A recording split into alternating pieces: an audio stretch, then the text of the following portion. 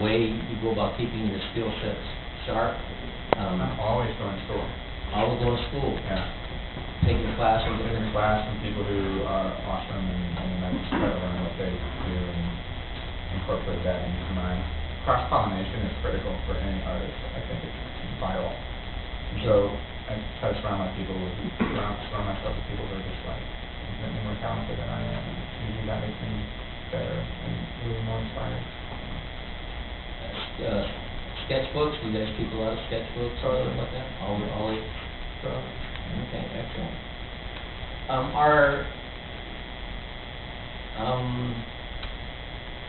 Are you guys writers as well as when it comes to graphic novels? I mean, I know you've got your own books out there, or some are there.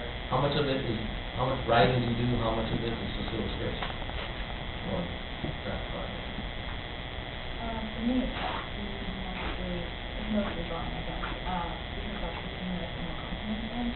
So I would say that, like, thumbnails or thumbnail I do beforehand, and I only looked at the script once and actually most of the way finished with the drawing aspect. So I figure out the pacing first to figure out like what kind of conversation needs to be happening, but I really nail down the actual dialogue once I'm actually basically then finished the graphic novel or the short piece or whatever.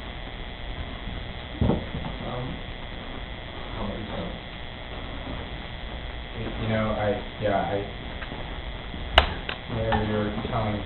Whenever you're making the story sequential, right? You're right. It's just not writing with words, but you're right. You're saying, you are creating a story. So there's a narrative that you're making. But in terms of actually like writing dialogue or writing exposition or whatever, I probably would like to do more of that. But I get hung up on visuals and so. But I deal with dialogue and sequential narrative like so much every day.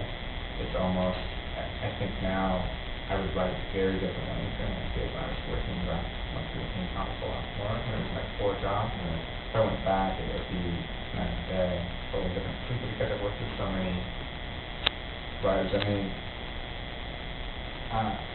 When I was working on Iron Man, there was no script, and we were like seriously boring huge scenes and John said we were writing a movie on the wall, right? Which is basically putting up, and then writers would come along and they would transpose what we've done and put it in the screenplay. So you're writing, but I'm not writing dialogue. I'm not writing scenes, but I wish I would. I wish I was writing more.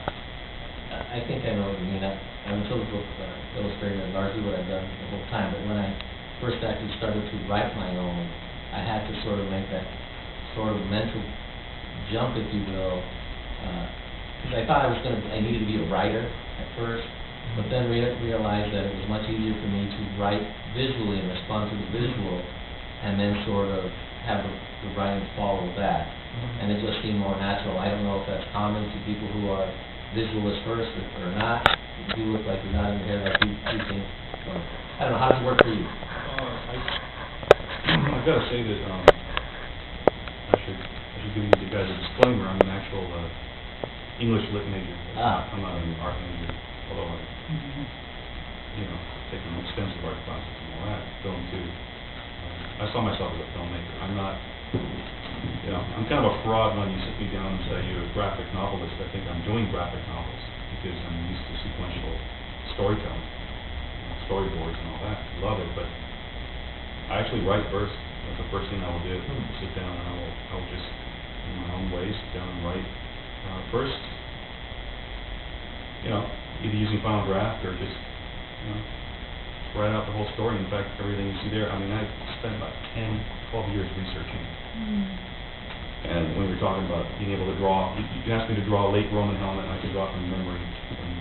Any which way you want. Learn how to do. I was wondering if you could do that too right now. You're like, oh wait, I don't have to do that. When I pitched my project to Mel Gibson in person, you see, everybody's crazy. But you're really definitely an artist. He read my screenplay. He had questions about screenplay. He watched my little documentary I made beforehand. It was one of those things where you're sitting with a director who's really history buff, so he's you know, he's got all these questions. Oh my God, you know more than I do. But the one thing that we connected on was the helmets, because he was going to go do his Viking movie, and the Vikings is the same kind of helmets as the Romans did. So he was like, oh, great, you know, there it is. I checked the book.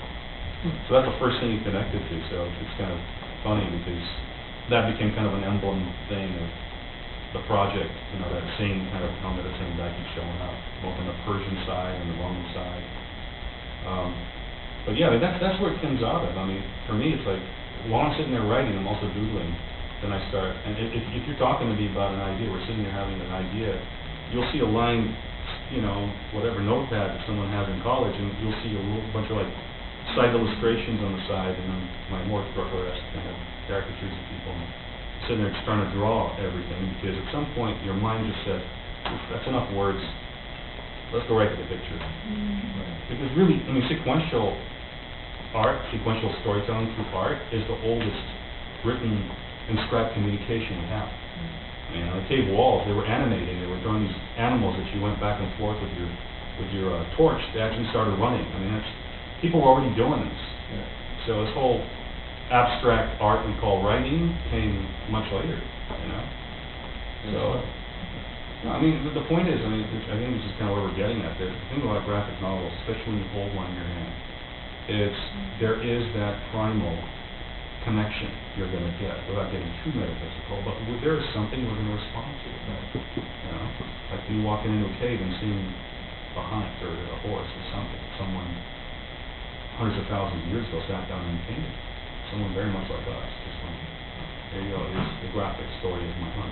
But I think you said it very succinctly about, at some point, maybe just everyone that listening related to it, at some point you just, okay, enough of the words, let's see the pictures, whatever. And I guess, again, I'm ignorant to graphic novels and that as a genre necessarily, but that sounds very familiar. There's stuff also that people are doing with visual storytelling, you can't do it too much with writing, but there are ways of like framing panels that allow you to like, that basically will capture a very sort of specific feeling without being able, in a way that you can't really quite do in writing.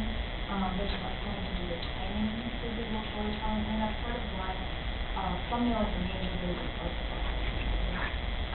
For me, it's very much about that visual kind of moving from panel to panel. And so it's really interesting hearing about you going about it with more of a writer viewpoint. Well, no, then you fight yourself, because, like, I have a co-writer now, and I had an editor, Mark Irwin, who does comics, right?